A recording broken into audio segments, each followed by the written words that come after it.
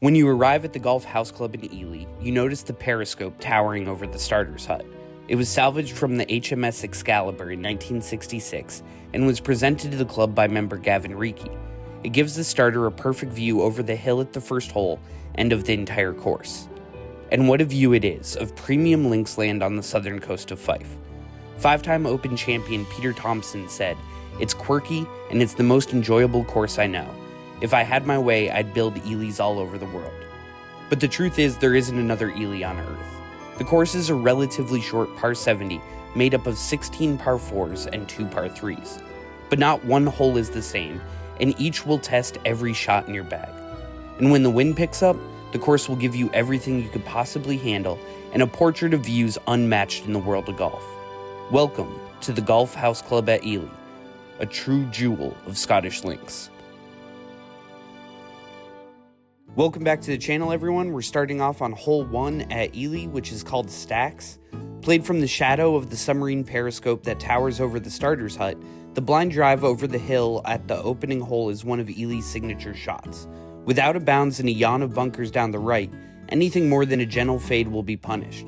Fun fact, the hole is called Stacks because a farmer used to build his stacks behind the green. I didn't have to worry about the trouble on the right because I hit a nice little draw off the tee. It's a long hole, left me about a 4-iron in. I hit that great up to the right side of the green.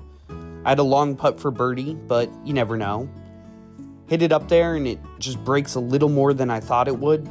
But I'm about 1.5 feet away, tap it in for a par, and that's 2 points on the card. All right, and we're off at Elie, par at the first, and so that's 2 quick points.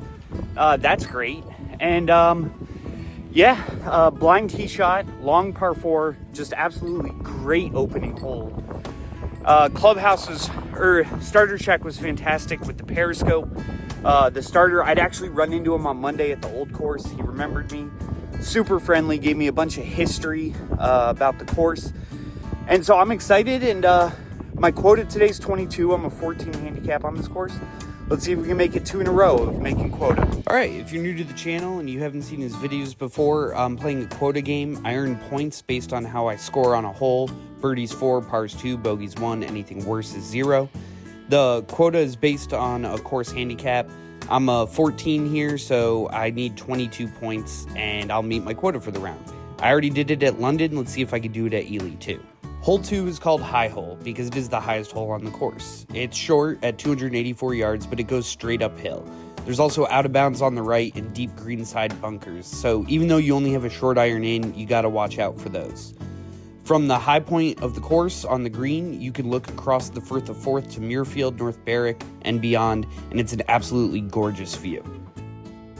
I absolutely striped my drive, leaving me a little wedge in. I hit a pretty good one up onto the green, even though you can't really see it because it's blind, and it leaves me with a pretty makeable birdie putt. Let's see if the kid can do it. Put a good roll on it, just miss it on the low side, but that's an easy tap in for a par, another 2 points on the card. And look at that view.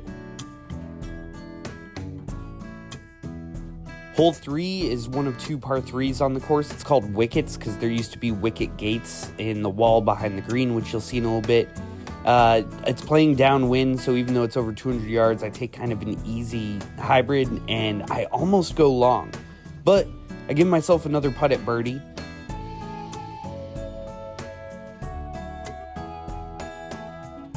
Unfortunately, I kind of leave that putt short. It's not great, and I have this to knock in for a par, leave it on the high side, and I tap it in for kind of a disappointing 3-putt bogey, but hey, that's another point on the card. After the third, you walk through where the wicket gates used to be, and on the 4th tee, you can see across the street there's a white building called the 19th hole. This is a great pub to hit after the round, grab a pint, maybe a little something to eat. They also say that sometimes you can sneak off the 4th tee and grab a drink before you keep playing. I didn't want to take that kind of time, but maybe next time. Hole 4 is called Provost, probably for Provost Forrester, who was the old professional at the club and has a shed beside the fairway. Out of bounds runs down the entire left-hand side because there's the town there, so you want to make sure you land something right to center in the fairway. I duffed my iron shot into the bunker, kind of in a little bit of trouble, but I managed to hit out, and it was a pretty good shot. make sure to rake the bunker, take care of the course. And I left myself kind of a long par putt. The green is real tough. There's this ridge in the middle, so it kind of carried my ball down to the right, left me about a 6-footer, and I hit a great putt, and it just stayed right on the lip. Couldn't believe it. So that's the first double plus of the day. No points.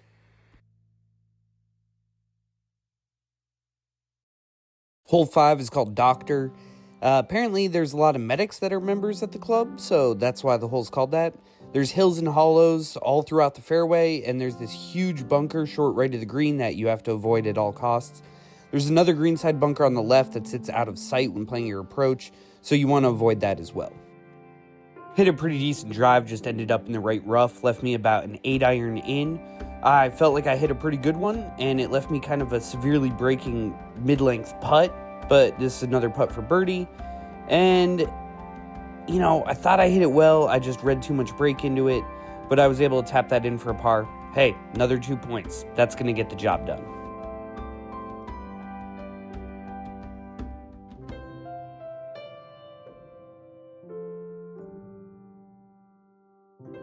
Hole 6 is called Quarries. It's a short par 4, and it's named because the slope in front of the green was once part of a small quarry. You play up to that hill and then over it, go down the hill, and then the green runs away from you. Kind of shanked my tee shot, so I didn't even get to the hill. That leaves me this completely blind shot. I feel like I hit a pretty good one up and over, but there are a couple guys playing ahead of me, so it was a little bit worrisome. I went way long because it rolled down that hill. Left me a chip shot onto the green, hit it up there, giving myself a par putt. You can see the guys walking there, more on that later. I hit a putt way too hard, and they had told me I could play through, so I kind of hurry up like a fool, and I missed that putt. That's another double plus. And with that unfortunate 3-putt, that's where this round goes off the rails. The starter told us when we get to hole number 7, we were probably going to go to the wrong tee box. You can see me looking around. These guys are letting me play through, which is super nice. So I get on the tee box, step up, line up my drive. It's up over this hill, and I hit it up there. Remember this for later because it turns out this is not hole number 7. The actual hole number 7 is called Peggy's, named for an old lady that had her washing line in this location. It's a short par 4 that generally plays down the prevailing wind, meaning it's drivable, but the day that we played it, the wind was going side to side, so I hit my drive way right. Playing from the wrong fairway, I had about a pitching wedge in. Thought I hit a pretty good one, but the wind held it up, and so I ended up short of the green, and I mash a putter up there. It takes a couple bounces, can't really see it, but it gets up close to the hole, giving me a relatively easy par putt. I line it up and knock it in. That's another 2 points on the card. Hole 8 is called Nuke, which is the Scottish word for corner or nook. It refers to the corner created by the road that traverses the fairway and is your aiming point off the tee. I hit a good drive. It just ended up in the right rough. I took 6-iron and hit a pretty strong shot. It ended up right at the green, kind of tucked behind a bunker. So I took out putter and tried to do the Cam Smith from the Open Championship. Didn't work out great for me. I went way long with it being downwind, and this left me a pretty difficult par putt coming back up. I tried to cozy it up there, but it's just tough. As you can see, I was too scared to play through after getting the tee wrong, so I got paired up with these guys, and it was the best thing to happen that day. Hole 9 is called Martin's Bay. It's named for a fisherman who once dried his net there, which is crazy that he got a hole named after him for doing that one time. The hole is really long. It was straight into the wind, and it just proved to be super difficult. I had a long way into the wind, so I took hybrid and kind of flared it out to the right. It gets kind of dicey down there. My ball went into the rough, leaving me a blind wedge over this hill down to the green, and I hit a really good one, but it landed on the downslope and rocketed past the hole, leaving me a long par putt. Even though it was far, I hit it as hard as I possibly could, going way past the hole. I still have a chance at a bogey, which will get me a point going into the back nine. It would be huge to, keep some momentum as we move on to the second half of this round. Hit a good putt, doesn't happen, tap in for my double, 0 points. Now, sorry about the golf so far. Here's someone actually making a putt. Come on, let's go. All right, remember this from hole number 7? This is hole 10 called Lunder Law. And you hit up over a hill and then down towards the green. And it's kind of a Goldilocks situation where if you hit it too short, like I end up doing, you have a blind shot in. If you hit it too far, which one of my playing partners did, it goes into the water. And if you hit it just right, you're going to have an eagle putt. Spoiler alert, I end up 3-putting for another bad bogey, but what I really want to focus on is one of my playing partners who nukes his drive down here. You can see it there with a relatively manageable eagle putt, and then he steps up and does this.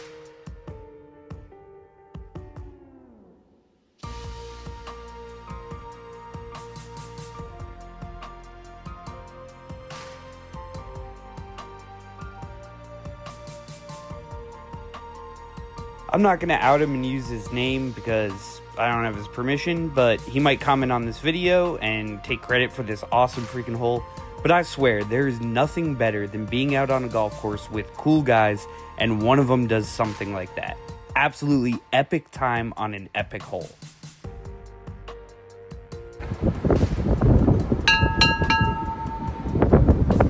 Hole 11 is called Sea Hole. It is the second and final par 3.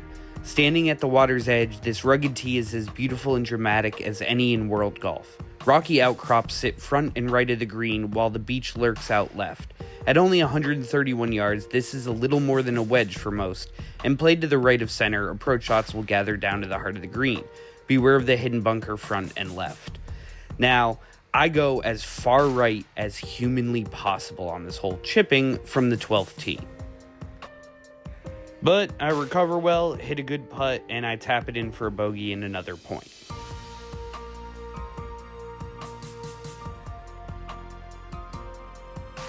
Hole 12 is called Bents, and it's the longest hole on the course. The drive here is all about holding your nerve as the beach juts in from the left. Try to cut too much off the dogleg and the shore lies in wait, but shy away from it entirely and there's a well-placed bunker out right. Now, what I do is shank it and have to hit a recovery from the fescue.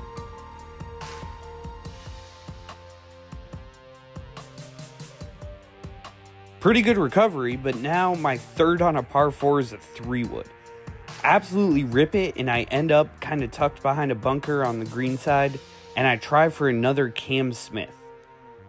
This one actually works pretty well, getting better at it, and now I have a tough but makeable putt for bogey to try and avoid another double plus. I don't make it, and that's 0 points on the scorecard. Hole 13 is called Croupy, which is the Scottish name for cranberry, and also apparently the ravens that haunt that cliff. The ideal drive will land you right of center on the fairway, leaving you to contemplate your second to the wide and narrow raised green that rests underneath the steep cliffs behind. The approach into this hole is another of the signature shots at Elie, and you have to carry it all the way if you do not want to end up in the hollow that lies in the front. I hit 2 great shots to get to the back of the green. It left me with a pretty makeable birdie putt that I hit up there and it just ends up low. I can tap in for a par. At this point, thank you if you're still watching. Can I get a like and a subscribe for these views at Elie? This course was absolutely beautiful and I cannot recommend it enough. I took some time to sit up there and just look out over the ocean. It's one of the best views in Scotland. Hole 14 is called Sucky Lee. Sucky is a red clover, and Lee is unplowed land or grass. And all you need to know about this hole is that the hillside field bordering the left side of this hole is out of bounds. Alright, first one's out of bounds, so let's reload, hitting 3 off the tee on this super long par 4 dead into the wind. This swing should be better. Nope, that's another one. Double plus. Let's use the rest of this hole to do some Elie history.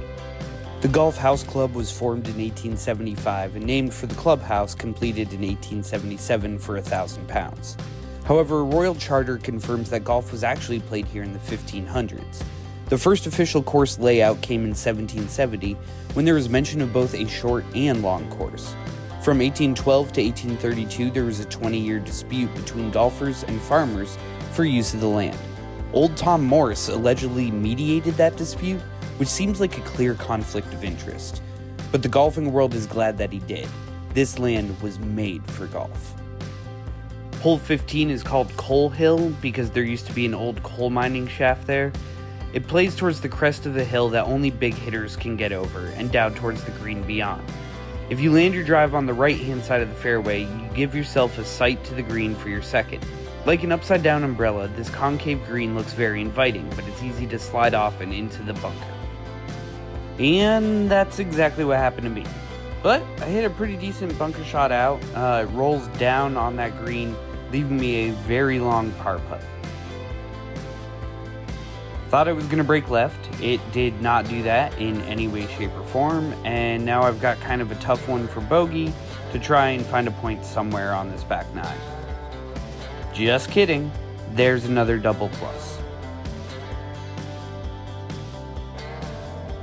Hole 16 is called Graange, where you play towards the ruin of an old Graange house. Driving over a gentle rise, the rough on the right is pitted with bunkers. Further ahead, the fairway is pinched between two grassy knolls before opening up to the green beyond. Look at that, taking more lumber out of the bag. This is just tough, straight into the wind, long holes. I hit it as best I can, but I come up pretty short, so I have maybe like a 30-yard chip shot. Pretty proud of it. Made good contact and gave myself a makeable par putt. The round has completely gotten away from me. This putt was woefully short, and as you can see, I'm just giving up. I don't even care about points anymore. Let's just get out of here. And oh my god, I made a bogey. All right, there's a point.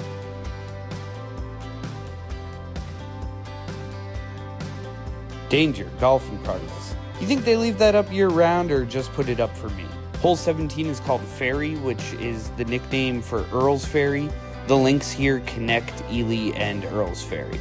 The prevailing wind generally helps this long par 4, but didn't the day I played it. And accuracy is important because out of bounds and a drivable bunker are waiting down the left side. If you go right though, it makes the hole a lot longer.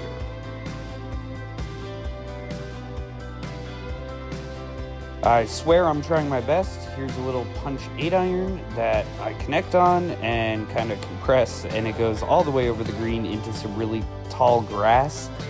I try and hack putter out of it, unsuccessfully, and it gets caught up in the fringe, leaving me about a 20-footer for bogey to try and get a point. You already know what happens. I leave it a million miles short. That's another double plus. Hole 18 is called Home. It's named for Donovan Home. No, I'm just kidding. Every 18 in Scotland is called Home because you're hitting back towards the clubhouse and you're only about 400 yards away from your next pine. Driver off the deck shows you that this round is over, so let me use the rest of this hole to showcase this great course and tell you what I thought about it. Normally when you play really poorly at a course like I did here at Elie, it affects your view of the course. Not the case here. This course is so beautiful, it's so much fun, it tests every aspect of your game. I played horribly, and the only thing I was thinking as I stood on the 18th green was, I want to go back out there and try it again. It was that much fun. It felt like a golf amusement park. I know that when you go to Fife, you want to get into St. Andrews and everything. Elie is an absolute must play when you are there.